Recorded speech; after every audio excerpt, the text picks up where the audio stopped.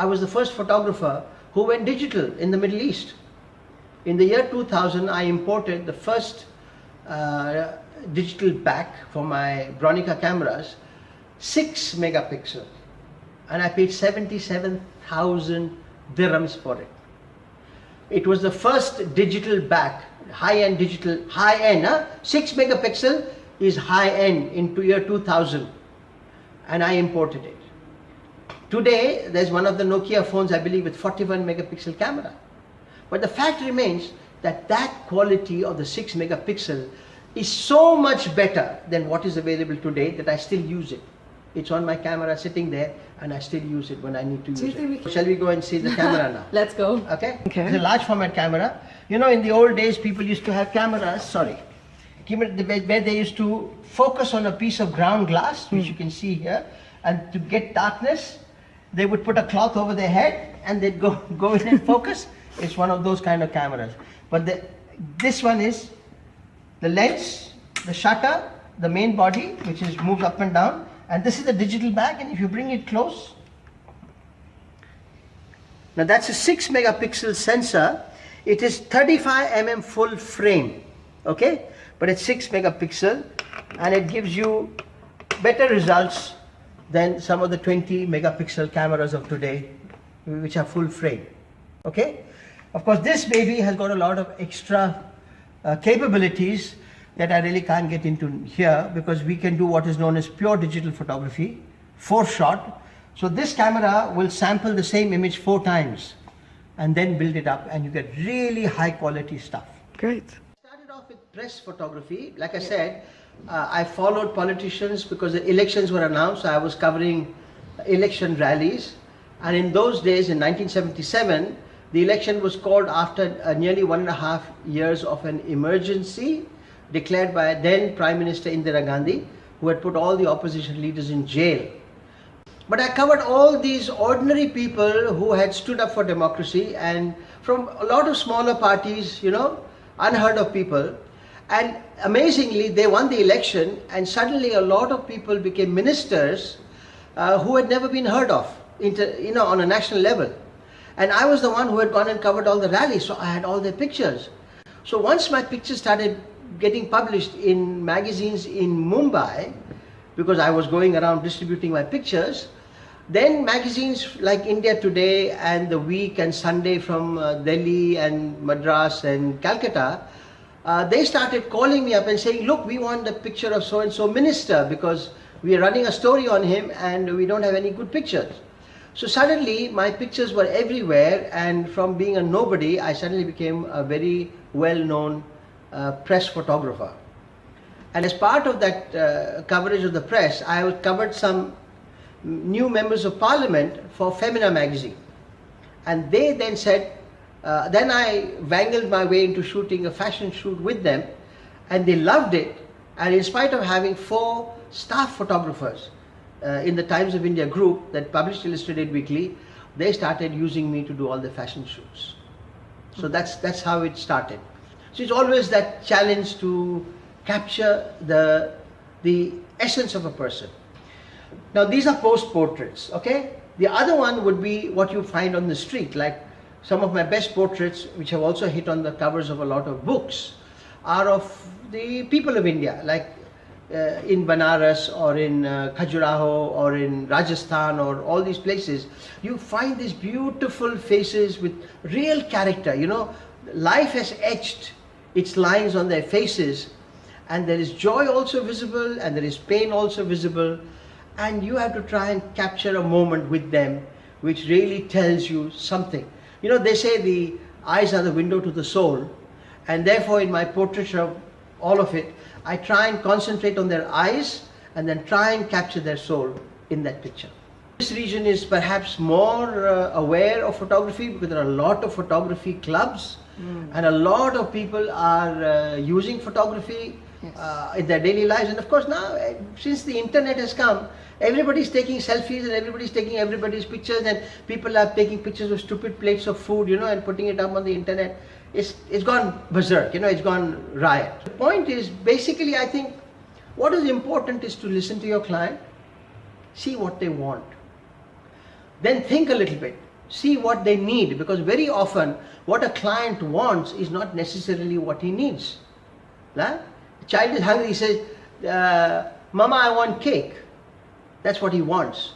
But what he needs is a good cheese sandwich, you know, something that will fill him, not something fluffy like a cake. So you have to look at what they want, you have to look at what they need, and you have to look at what you can do. These are the three things you have to remember. And at the end of the day, if you can have a satisfied client, believe you me, he will keep coming back to you. Any final words? Final word. Any final words? I'm hungry. Okay, let's go.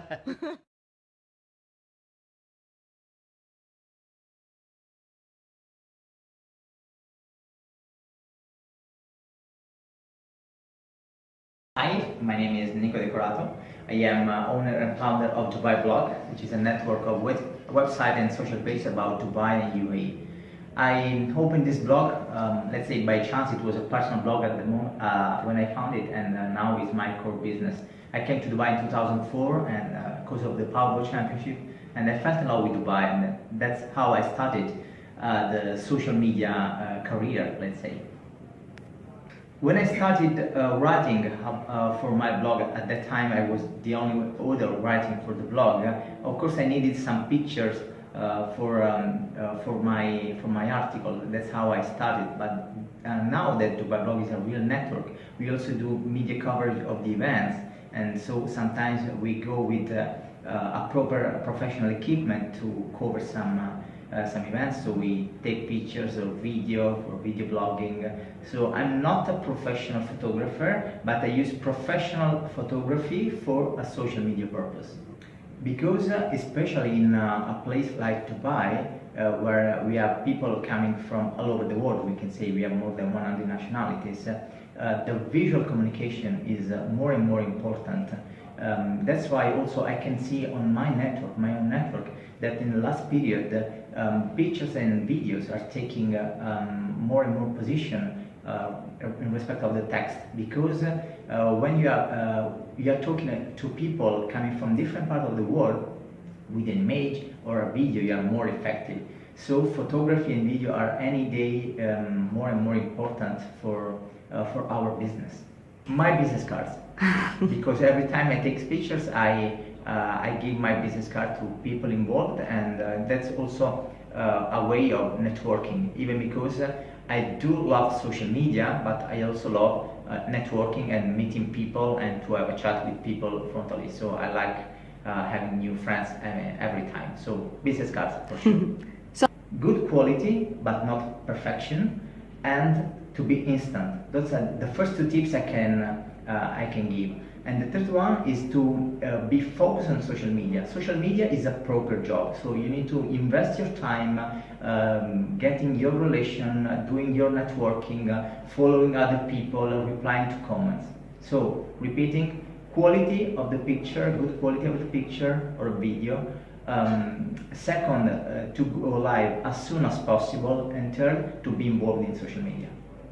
Because besides being a professional photographer, a passionate blogger, I am also a sport addicted man. So I do myself practice lots of sports, desert running, extreme running. I'm also, as I told, a scuba diver. So that's one of the reasons why I follow lots of sport events. Dubai Blog Network is also media partner of several sport events, the Spartan Race, the Warrior Challenge, and many others, just to quote some of them.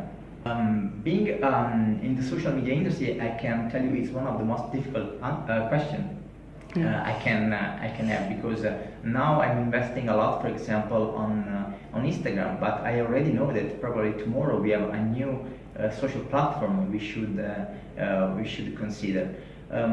So there is not a unique answer for that. But the only things I can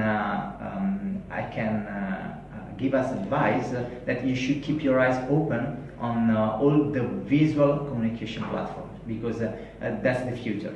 Of course, Google, for example, is still focused on text, and text is very important for search engine optimization when we are talking about websites.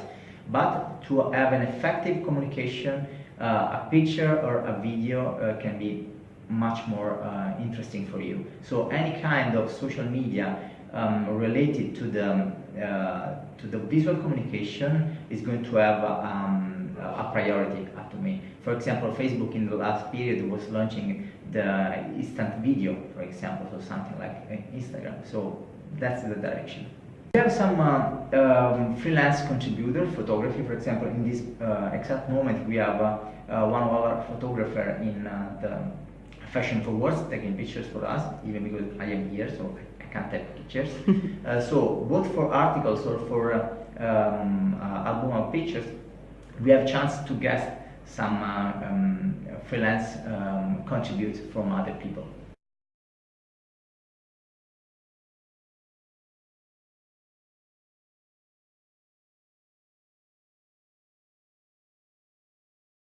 For me, photography, it's what I'm experiencing. I'm not really going out to take, photographs. It's just by chance that I happen to use a camera to capture what I'm experiencing.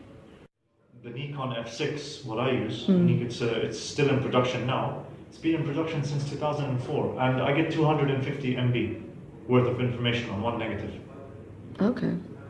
Modern DSLR, you get like what, 32 MB, 50 MB. It's not enough for me. Yeah. So I want something where, when I make an investment, it's with me for 10 years. Yeah. And that's 35 mm. I'm talking about full frame. Now there's medium format, which digital cannot touch.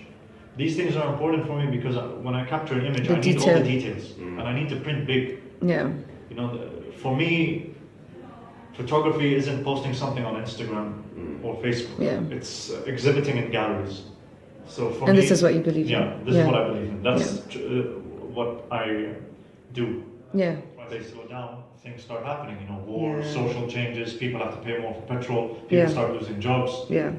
So I've gone into this industry.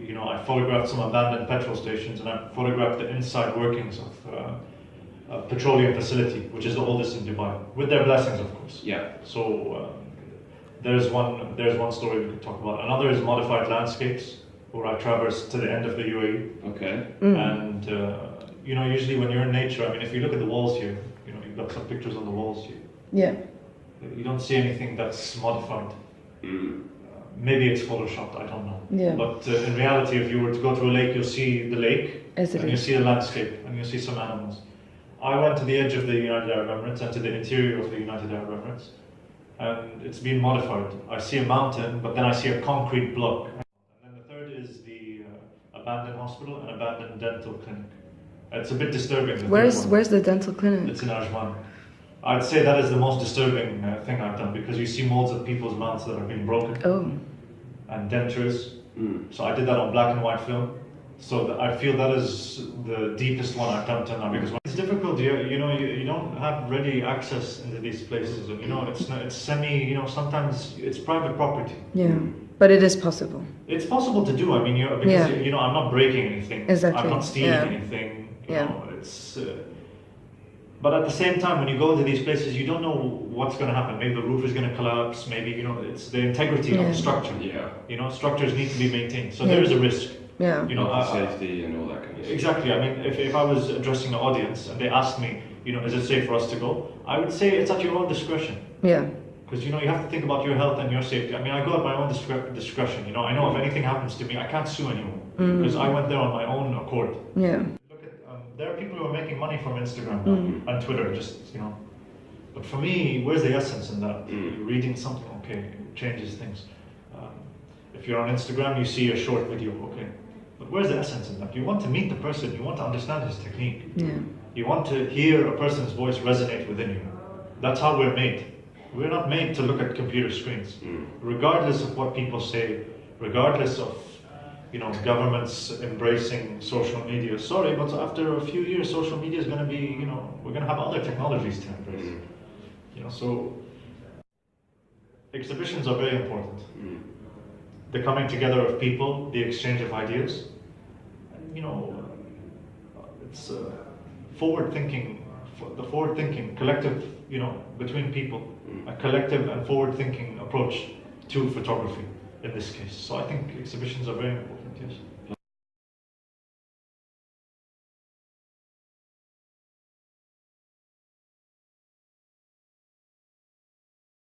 Yeah, my name is Shahid Hashmi. I arrived in Dubai around 22 years back as a banker, and I have worked in banks for about 18 years in Dubai and Abu Dhabi. But at the same time, I was also a very keen photographer and was doing this alongside.